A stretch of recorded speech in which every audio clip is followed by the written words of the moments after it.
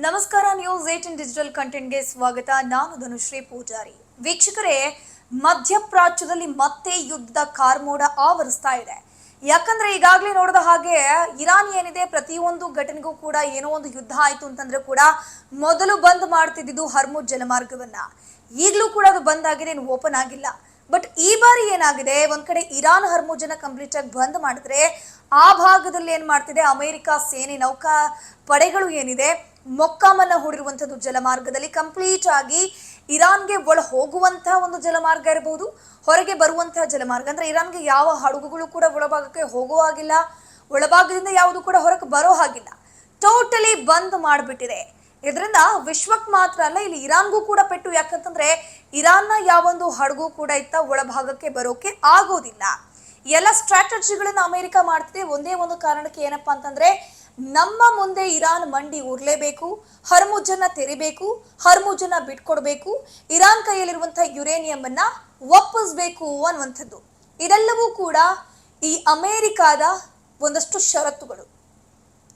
ಈಗಾಗಲೇ ಕದನ ವಿರಾಮ ಘೋಷಣೆ ಆಗಿದೆ. ಇನ್ನೇನು ಕದನ ವಿರಾಮ ಘೋಷಣೆ ಮಾಡಿದಂತಹ ಡೆಡ್ ಲೈನ್ ಹತ್ರ ಕೂಡ ಆಗ್ತಿದೆ. ಏಪ್ರಿಲ್ 22ನೇ ತಾರೀಕು ಏನಿದೆ, ಈ ಕದನ ವಿರಾಮ ಘೋಷಣೆಯಾಗಿ 14 ದಿನ ಸಂಪೂರ್ಣ ಮುಗಿತಾ ಇದೆ. ಸೊ ಅದಾದ ಮೇಲೆ ಏಪ್ರಿಲ್ 23ನೇ ತಾರೀಕು ಮತ್ತೆ ಯುದ್ಧ ಆರಂಭ ಆಗುತ್ತಾ ಅಂತ ಆತಂಕದಲ್ಲಿ ಎಲ್ಲರೂ ಕೂಡ ಇದ್ದಾರೆ.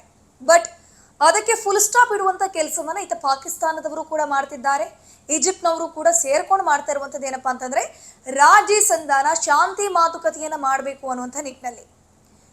ನಿಮ್ಗೆಲ್ರಿಗೂ ಕೂಡ ಈಗಾಗಲೇ ಗೊತ್ತಿರೋ ಹಾಗೆ ಪಾಕಿಸ್ತಾನದ ರಾಜಧಾನಿ ಇಸ್ಲಾಮಾಬಾದ್ನಲ್ಲಿ ಮೊನ್ನೆ ಅಷ್ಟೇ ಶಾಂತಿ ಸಭೆಯನ್ನು ನಡೆಸಲಾಗುತ್ತೆ. ಯಾವಾಗ ಕದನ ವಿರಾಮ ಅನೌನ್ಸ್ ಆಯ್ತು ನೋಡಿ, ಅದಾದ್ಮೇಲೆ ಒಂದು 2-3 ದಿನಗಳಾದ ಮೇಲೆ ಒಂದು ಶಾಂತಿ ಸಭೆಯನ್ನ ಕರೀತಾರೆ.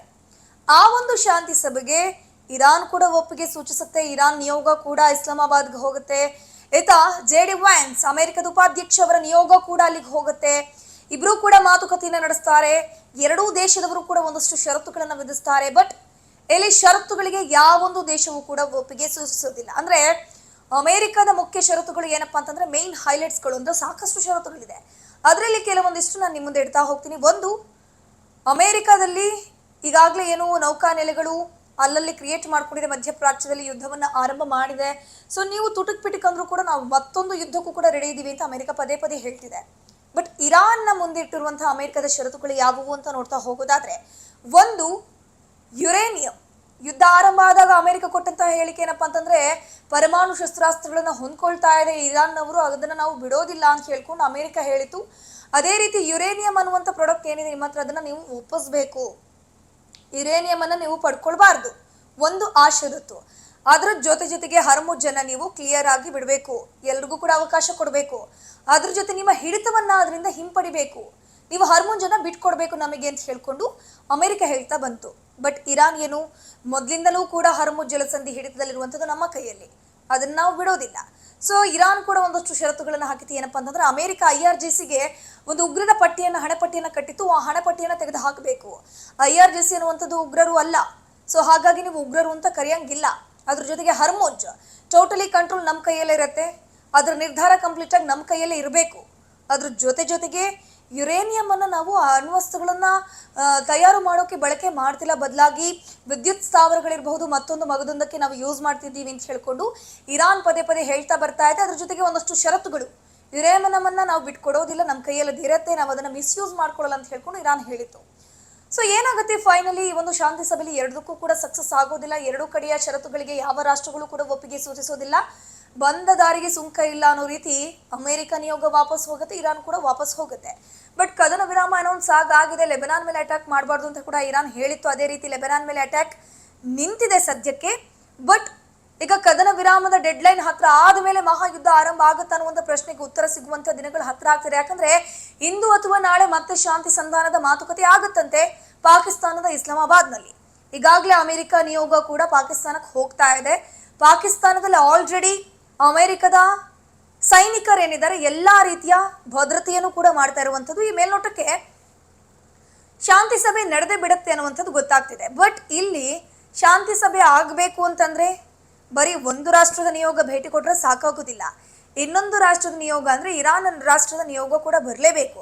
ಬಟ್ ಇಲ್ಲಿ ಡೊನಾಲ್ಡ್ ಟ್ರಂಪ್ ಏನು ವಾರ್ನಿಂಗ್ ಕೊಡ್ತಾ ಇದ್ದಾರೆ ಅಂತಂದ್ರೆ ಬ್ಲ್ಯಾಕ್ ಮೇಲಿಂಗ್ ಅನ್ನುವಂಥ ಕೆಲಸವನ್ನ ಟ್ರಂಪ್ ಮಾಡ್ತಿರೋದು ಏನಪ್ಪಾ ಅಂತಂದ್ರೆ ಈ ಒಂದು ಶಾಂತಿ ಸಭೆಗೆ ನೀವು ಒಪ್ಪದಿದ್ರೆ ಮಹಾಯುದ್ಧ ನಡೆದು ಹೋಗುತ್ತೆ, ಹರ್ಮುಜನ ಉಡಸ್ ಮಾಡಿ ಹಾಕ್ತೀವಿ, ಟೋಟಲಿ ಕಂಟ್ರೋಲ್ ನಾವು ಪಡ್ಕೊಳ್ತೀವಿ ಅಂತ ಹೇಳ್ಕೊಂಡು ಟ್ರಂಪ್ ಹೇಳಿಕೆ ಕೊಡ್ತಿದ್ದಾರೆ.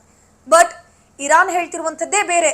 ನಾವು ಶಾಂತಿ ಸಭೆಗೆ, ಶಾಂತಿ ಸಂಧಾನಕ್ಕೆ ನಾವು ಹೋಗ್ತಿಲ್ಲ, ನಮ್ಮ ನಿಯೋಗ ಅಲ್ಲಿಗೆ ಹೋಗ್ತಿಲ್ಲ. ಯಾಕಂದ್ರೆ ನಮ್ಮ ಯಾವೊಂದು ಷರತ್ತಿಗೂ ಕೂಡ ಪಾಕಿಸ್ತಾನದಲ್ಲಿ ಅಮೆರಿಕ ಒಪ್ಪಿಗೆಯನ್ನು ಸೂಚಿಸಿಲ್ಲ.